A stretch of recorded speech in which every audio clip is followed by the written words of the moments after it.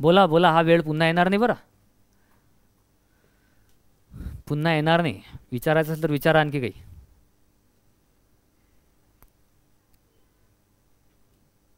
अजिबात भेऊ नका, कोण काय म्हणेल.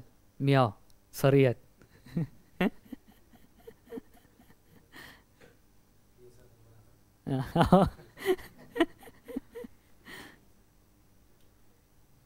आणि सरसुद्धा कोऑपरेट करतात, मला माहीत आहे. आम्ही सोबत राहिलेलो आहो. बॅचच्या संदर्भात सरांना मुलांबद्दल कशी आशा आहे, काय केलं पाहिजे मुलांना. मी जेव्हा येतो तेव्हा सर माझ्यासोबत एक गोष्ट नेहमी बोलतात. आता त्याच दिवशी मी येऊन गेलो. त्यांची नाराजी म्हणजे कशी होती माहीत आहे का, का बा मुलांनी काय करायला पाहिजे याबद्दल नाराजी होती. का बा आपण एवढं घेतो, मुलांबद्दल आपल्याला एवढी मोठी तळमळ आहे, एकच उदाहरण कितीतरी वेळा समजून सांगतो, तरी हे मुलं व्यवस्थित पद्धतीने समजून घेत नाहीत किंवा त्यांना त्या गोष्टीबद्दल तेवढे सिरियस नाहीत. म्हणजे मुलांना सरांना नाराजी कशी होती, तुमच्या सिरियसनेसबद्दल नाराजी होती. तुम्ही कोण लागून गेले, काय घेणं देणं आहे. स्पर्धा परीक्षेच्या शिक्षकाचं एकच काम आहे, माझ्या भाषेत सांगतो मी तुम्हाला, इथं येणारा विद्यार्थी हा हुशार आहे, त्याला समजते, हे भावना धरून इथे येऊन फक्त शिक्षकाने शिकवायचं, बाकी काय घेणं देणं नाही. ज्याला घेणं देणं आहे तोच विद्यार्थी, तोच शिक्षक फक्त एवढा विचार करेल. समजून राहिला तुम्हाला काय म्हणायचं मला. नाराजी या संदर्भातली होती का बा तुम्ही सिरियस नाही. तुम्ही जर तेवढे सिरियस असले तर फार चांगलं. आणि मोटिवेशन बाहेरून नका घेत जो. पाहिला एखादा व्हिडिओ संदीप महेश्वरी, पाहिला आणखी एखाद्याचा व्हिडिओ, हे खोटं मोटिवेशन आहे. तुमच्या मनातून ॲटोमॅटिक त्या गोष्टी आल्या पाहिजेत. करायचं आहे का नाही त्याला ह्या गोष्टी सांगावं लागत नाही. मी जिंदगीत कधी तसे व्हिडिओ पाहिले नाहीत. मला ते असा इंटरेस्टच येत नाही त्या गोष्टीमध्ये. तुमची स्वतःतून असं वाटलं पाहिजे तुम्हाला का बा ह्या गोष्टी करायचं आहे, कारण तुमच्यामध्ये जर तशा गोष्टी असेल का नाही तुम्ही ॲटोमॅटिक चालणार आहे. त्या गोष्टीमुळे तुम्ही काही दिवस चालाल, नंतर थांबाल. पटलं का. म्हणून ते स्वतःमधून आल्या पाहिजे ह्या गोष्टी का बा आपल्याला त्या गोष्टी करायच्या आहेत. आणि असं काही माझं हेही मत आहे तुम्हाला, बघा लक्षात घ्या, माझा तुम्हाला एवढा सांगण्याचा उद्देश म्हणजे काय, आता तुम्ही जायचं आणि स्वतःला बंद करून घ्यायचं आणि दिवसभर अभ्यास करायचा आणि रात्रीभर अभ्यास करायचा असं आहे का. मी अभ्यासाच्याबद्दल लय लिबरल माणूस आहे. मला असं म्हणायचं आहे का अभ्यास करायचा, अभ्यासाच्या वेळेस अभ्यासच करायचा, जेवढा वेळ तुम्ही देताय तेवढा वेळ. तेव्हा माहिती आहे का इतरत्र गोष्टीसुद्धा डोक्यात नसल्या पाहिजे, जेवढा वेळ तुम्ही देताय तेवढा वेळ. आणि एकदम डोक्यात पॅनिक होऊन किंवा टेन्शन घेऊन मला हे करायचं आहे, मला ते करायचं आहे, अशा आधारावर अभ्यास नाही करायचा. हां, दुसरी गोष्ट, प्रत्येक दिवस सारखा नाही आहे. आणि आज जेवढा तुमचा अभ्यास झाला तेवढा उद्या होईल याचीसुद्धा गॅरंटी नाही आहे. बरोबर. आज कमी झाला म्हणजे मग उद्या कमी होईल, किंवा आज जास्त झाला म्हणजे उद्या जास्त होईल असं तर नाही आहे. बरोबर ना. हे जीवनात चढ उतार काय राहणार आहे, अभ्यास करताना राहणार आहे. कारण माणसाची मानसिकता प्रत्येक वेळेस सारखी नाही आहे ना. आणि आपण ह्युमन बिईंग आहो, हे आपल्याच सोबत घडलं आहे, आपण मशीन आहो काय. बरोबर नाही का. म्हणून ह्या गोष्टीनं पॅनिक नाही व्हायचं किंवा डोक्यामध्ये असा वेगळ्या पद्धतीचे भावने आणायचे आपल्याबद्दल का बा आपण बरोबर नाही आहो, आपण चुकतो आहे म्हणायचं, पण अशाही पद्धतीने स्वतःला कोसायचं नाही का बा स्वतः नजरेतून स्वतःच पडेल असं नाही. हां, भर भरून काढण्याची ताकद ठेवायची. फक्त त्या ठिकाणी पॉझिटिव्ह विचार करायचा. जर आज अभ्यास झाला नाही त्या ठिकाणी पॉझिटिव्ह विचार करायचा का बा उद्या मी याची भर भरून काढतो. समजलं का. असा ठेवायचा. कारण असं आमच्या जीवनातही खूप वेळा झालं, माझ्या जीवनातही खूप वेळा झालं का नाही होत अभ्यास. कधी कधी माझा जनरली इव्हिनिंगला अभ्यासच नाही व्हायचा, नाही व्हायचा इव्हिनिंगला अभ्यास. एखाद्या वेळेस बसलो तर बसलो. लायब्ररीमध्ये मी 6 वाजता बसल्यानंतर मला तिकडे 8 वाजेपर्यंत बसायला प्रॉब्लेम होत होता. 8 नंतर तर खूपच जास्त प्रॉब्लेम होत होता. असं होत नाही. समजलं का. फक्त एक गोष्ट लक्षात ठेवायची का जाणीव असणं खूप महत्त्वाचं आहे का या वेळेमध्ये मी बसलेलो आहे, आता मला काही घेणं देणं नाही आहे. अभ्यास करत असताना जर कधी मन लागत नसेल, होते ना मन बसायला मन नाही होत ना, पुस्तकासमोर होते ना, बसायला मन नाही होत ना, तिथे एक गोष्ट अप्लाय करायची. असं प्रत्येकाचं होते. अभ्यास हा म्हणजे काही आनंदाचा विषय आहे काय. कोणासाठी आनंदाचा विषय.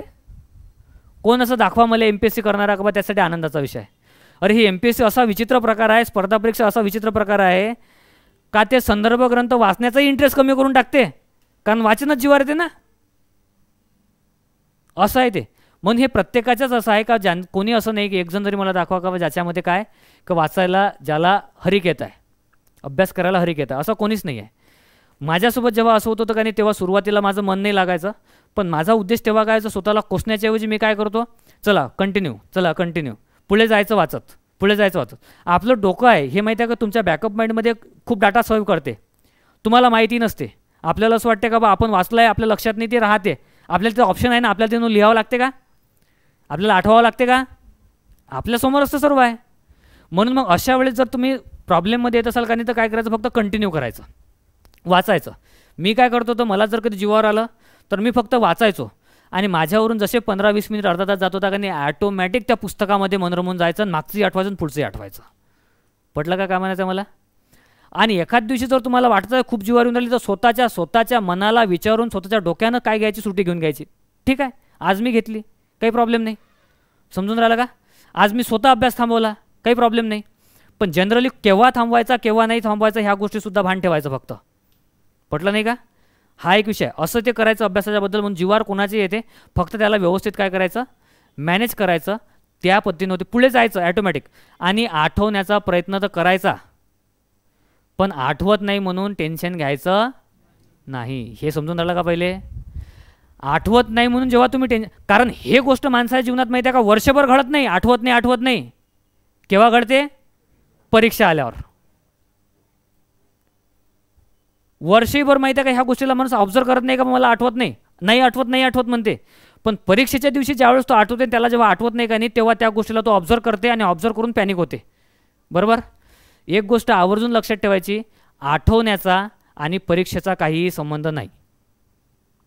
आठवण्याचा संबंध अभ्यासाच्या सोबत आहे, परीक्षेसोबत आहे का? तिथं आपल्यासमोर ऑलरेडी काय आहेत, ऑप्शन्स आहेत.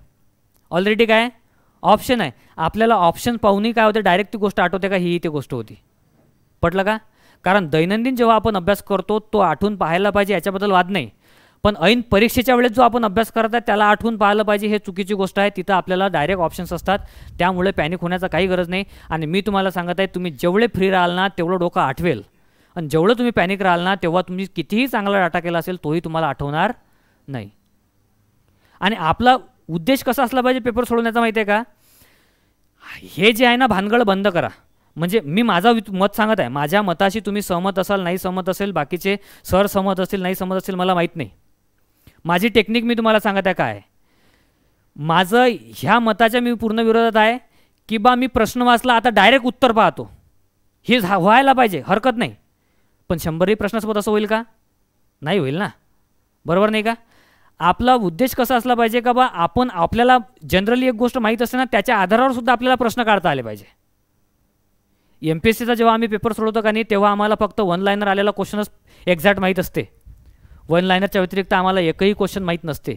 आणि 100 पैकी ते 1 लाईनर क्वेश्चन किती असतात? जास्तीत जास्त 25-30 35. बाकी फक्त आणि फक्त आम्ही अंदाजानं मारतो. पण अंदाज कसा मारतो? अभ्यासाच्या आधारावरचा मारतो. काही मारतो का? मग मला एक सुद्धा म्हणायचं आहे का, पेपर सॉल्व करत असताना डोक्यामध्ये एक गोष्ट असली पाहिजे का बा मला प्रश्नाचं उत्तर आणायचं आहे आणि एनी हाऊ आणायचं आहे. माझा उद्देश, मला हा प्रश्न येऊन राहिला का नाही, जो येणार आहे तो तर येणारच आहे. सोपी क्वेश्चनला तुम्ही तर डायरेक्ट उत्तरच पाहणार आहे ना. बरोबर ना? त्याच्याबद्दल काही वाद आहे का? सोपी प्रश्नाबद्दल असं अडचण होते का कधी? नाही होत. पण जे प्रश्न आपल्याला माहीतच नाही त्याच्याबद्दल अशी अडचण होणार आहे ना. पण तिथं एक ॲटिट्यूड असला पाहिजे. मला सांगितलं होतं की मला एका जणांनी सांगितलं होतं का बा नेहमी एकच ॲटिट्यूड असला पाहिजे का आपल्याला प्रश्नाचं उत्तर काढायचं आहे, बाकी काही घेणं नाही. मग येऊ चाहे नाही येऊ, याचा तुम्ही पॉझिटिव्हली विचार करा, खूप मोठा इम्पॅक्ट पडते. का प्रश्न माहीत नसून सुद्धा, उत्तर माहीत नसून सुद्धा आपण प्रश्नाचं उत्तर काढून राहिलो. या गोष्टीचा जेव्हा मी विचार केला तेव्हा मी खरोखर सांगत आहे तुम्हाला का ज्या गोष्टी मला माहीत नव्हत्या त्याही गोष्टीची मी उत्तर काढू शकत होतो. हां, फक्त तशा पद्धतीनं विचार करायची क्षमता तुमच्यामध्ये आली पाहिजे. आणि ती विचार करायची क्षमता तुमच्यामध्ये तेव्हा येते जेव्हा तुम्ही पॉझिटिव्ह राहता, त्या पद्धतीनं विचार करता आणि क्वेश्चन सॉल्विंग जास्त करता. समजलं का? म्हणून ॲटिट्यूड तोच ठेवायचा का बा मला एनी हाऊ काय करायचं आहे, उत्तर काढायचं आहे. नाही ना, आपलं काय होतं प्रॉब्लेम, आपला प्रॉब्लेम काय होते माहिती आहे का, खास करून पोलीस भरती भरायचा किंवा ज्याला अनुभव नाही त्याचा, अरे हे तर मला माहीतच नाही. राहिले ऑप्शनही वाचायचे, प्रश्न वाचल्यावर बस अरे हे तर मला माहीतच नाही. आहे का नाही? हा चुकीचा दृष्टिकोन आहे. पहिले या पूर्ण खाली. ह्या ॲटिट्यूडनं माहिती आहे का मी सुरुवातीला प्रिलिम गमावल्या. माझा एक भाव होता, मला सर्वात जास्त जीवावर येणारा विषय म्हणजे इतिहास. हां, इतिहासाचा मी अभ्यास सुरुवातीपासूनही कधी केला नाही. मी इतिहासाचा अभ्यास माझ्या जीवनाच्या शेवटच्या काळात केला, MPSCच्या प्रवासाच्या. हां, तर मला इतिहास जमत नाही. या नादात मी माहिती आहे का जेव्हा प्रिलिमला बसवणार तेव्हा प्रिलिममधला इतिहासही वाचू नाही, कारण मला येत नाही. पण अशा वेळेस मी सोपी प्रश्न गमावून बसो का जे मला सहज येत होते. पटलं का? म्हणून हे डोक्यात ठेवायचं नाही. एक क्वेश्चन आला म्हणजे याचा अर्थ आपला संपूर्ण पेपर बेकार गेला असं नाही आहे ना. त्याची ऑप्शन्स वाचून त्याला सॉल्व्ह करण्याचा प्रयत्न करा, पॉझिटिव्ह राहण्याचा प्रयत्न करा. पुढे काय येणार आहे, चांगले येतील, असे येतील, पण त्या प्रश्नाला पॅनिक व्हायचं नाही. एनी हाऊ काय करायचा, फक्त पॉझिटिव्ह माइंड ठेवून काय करायचं, उत्तर काढण्याचा प्रयत्न करायचा. कळलं का? ठीक आहे. आणखी सांगा काय असेल तर विचारा. अरे भेटतच भल्ले बा, असं असं करून जमत असते काय? भुका लागल्या काय? भुका लागल्या? विचार. म्हणजे तुम्ही फक्त माझ्यासोबत एका व्यक्ती याच्यासोबत नाही बोलून राहिले, तुम्ही एका शिक्षकासोबत बोलून राहिले. बरं, आजही बॅचेस चालू आहे माही शिवाजीमध्ये. पटलं का? त्याला तसं गाईड करणं सुरू आहे, तर तुम्हाला का करणार नाही? तुम्ही माझेच विद्यार्थी आहे ना, म्हणून तुम्ही जर आज शिक्षक म्हणून मला काही गोष्टी विचारल्या तरी चालेल. बॅच आपली कंटिन्यू सुरूच आहे अजूनही.